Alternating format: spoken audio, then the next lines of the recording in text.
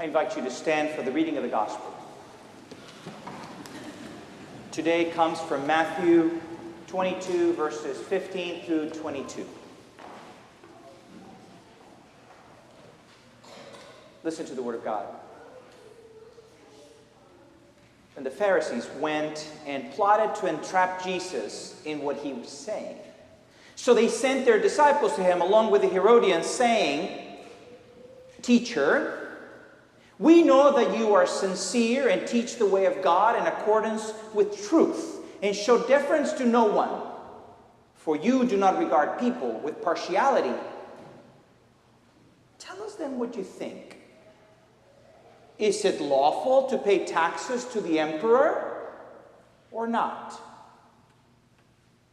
But Jesus, aware of their malice, said, "Why are you putting me to the test, you hypocrites? Show me the coin used for the tax." And they brought him a denarius.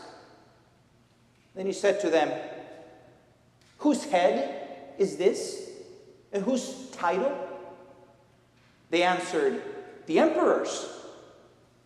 Then he said to them, "Give therefore to the emperor the things that are the emperor's, and to God the things that are God's."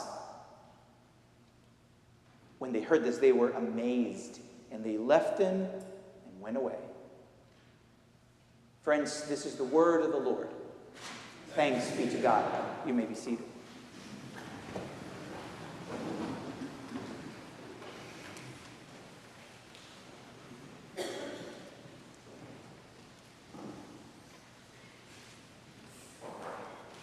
In the searing heat of the Sonoran Desert in Mexico, there on the highway stood a military checkpoint.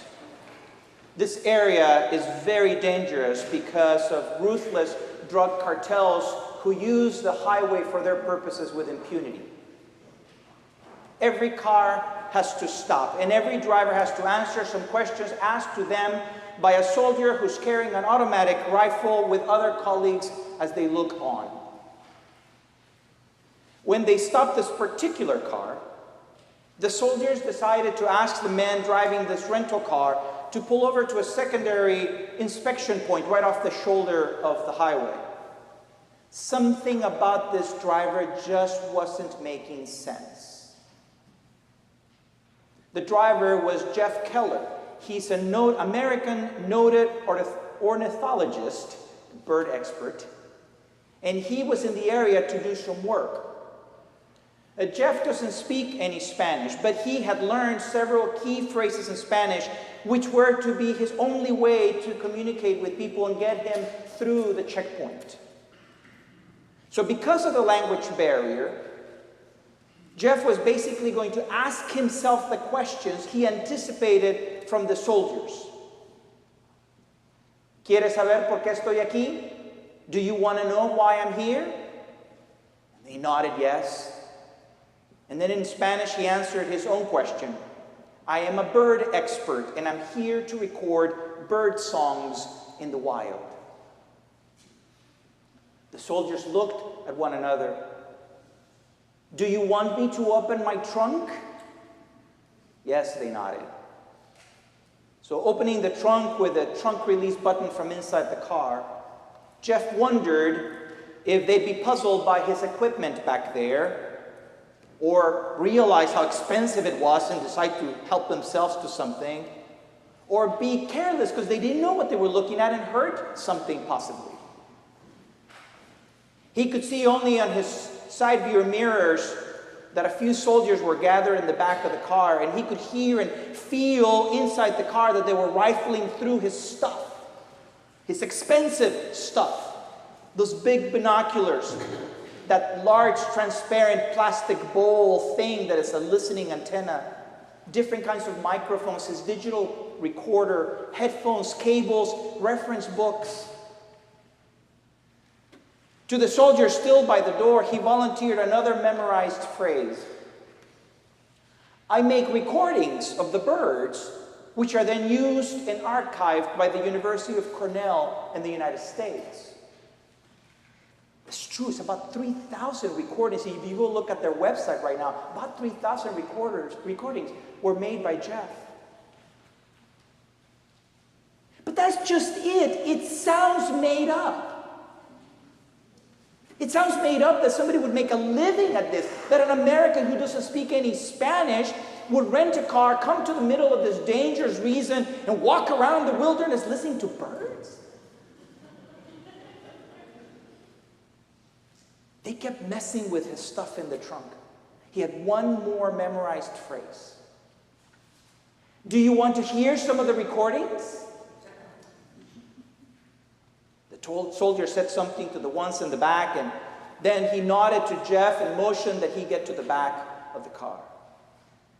Jeff walked back to the trunk, located his recorder, and started playing random audio files with beautiful bird calls, which he had recorded just the day before, after he had crossed the border into Mexico. It was pointless to give them the English or even Latin name of the bird, but he could say the name of the town near where he found them. And a couple of the soldiers nodded in recognition of the town's name. And he kept playing them file after file.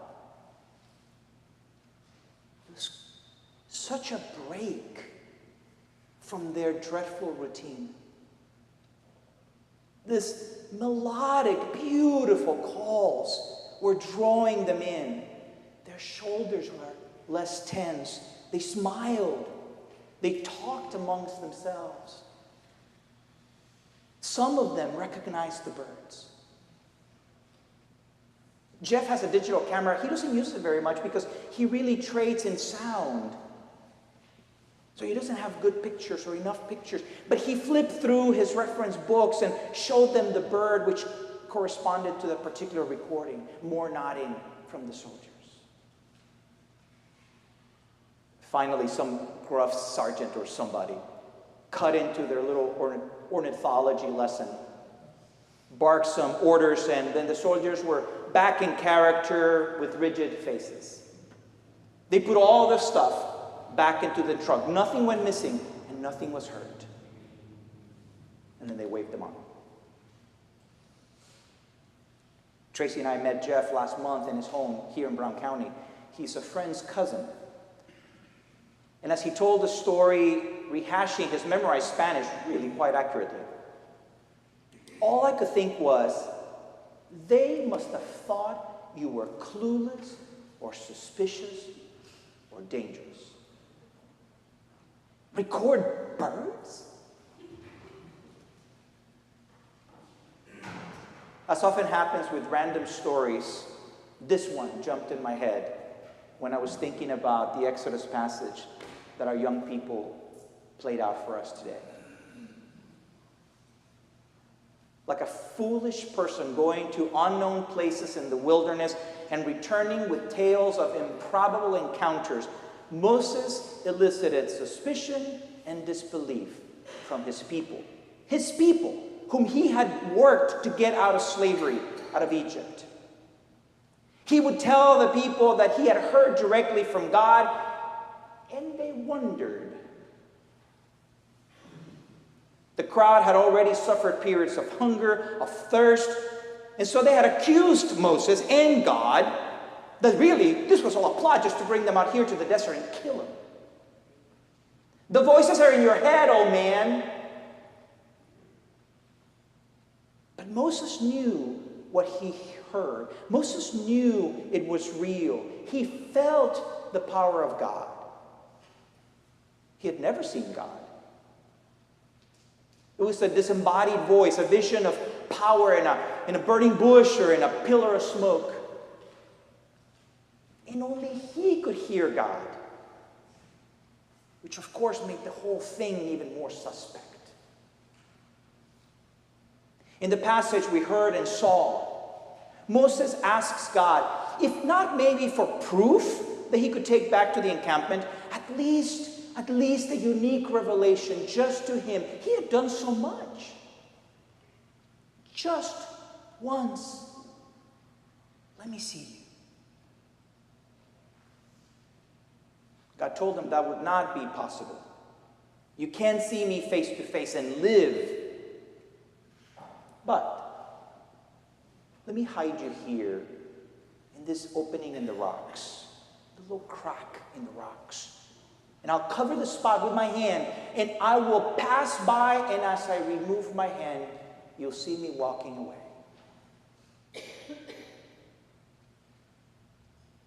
That just sounds made up, doesn't it? But that's the story we have, and is being preserved and shared over thousands of years. There's no photograph or audio recording of the encounter, and frankly, if we had one, wouldn't you suspect it? But the lack of physical depiction has power in of itself, though it opens the door to temptation. If you were here last week, you heard another passage from Exodus. You heard the story that the people were impatient. The people of Israel were impatient with Moses and with God. And then they were fed up with this mysterious hidden God, and so they unfaithfully decided to make for themselves an idol, a golden calf. Something probably like what they remembered back from their Egypt days. Something to touch, something to feel a connection to. Oh, and God was mad. Oh, and Moses was mad. But there's power in that lack of physical depiction. No inanimate idols for us to create a pretend relationship with. Only the stories. Only the stories of a living God who could not be constrained by human form. And so that passage from the gospel is such a wonderful counterpoint to the Moses story. The religious authorities just wanted to catch Jesus in a mistake, or worse, in treason. And so they asked him about whether or not it was the right thing to do. This is a religious question. Whether it was the right thing to do to pay taxes to the occupying force, to the Romans. And Jesus says, "Show me a coin." And on that coin, there was the face of the Caesar, of the emperor. With every encounter with a coin like that, the oppressed people were coming face to face with their oppressor every day. And for the Romans themselves, a reminder of who is really the boss. This image of a faraway ruler, someone they were supposed to consider a god. The image on the coin was a symbol of control, a symbol of a reminder of where the power really was. To which Jesus says, the real power cannot be minted into a coin. It has no face to look at, but it has a voice, which if you know what you're listening for, it will guide you. And for those who had heard God's voice through Jesus, they would nod, because they knew when they were hearing God's voice. Even after Jesus would leave them, they would still try to hear what they had heard from him in their hearts.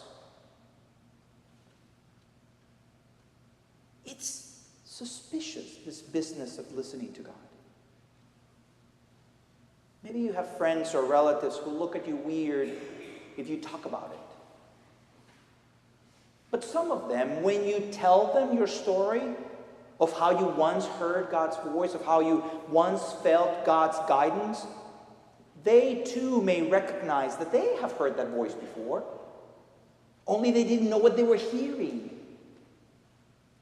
With all that noise around them, that voice just got drowned out. In the unlikeliest of places and in the most common of places, you will hear God's voice among that noise. And if you keep these ancient stories in your heart, if you remember their meaning, you'll know what to listen for. Thanks be to God for God's word for us.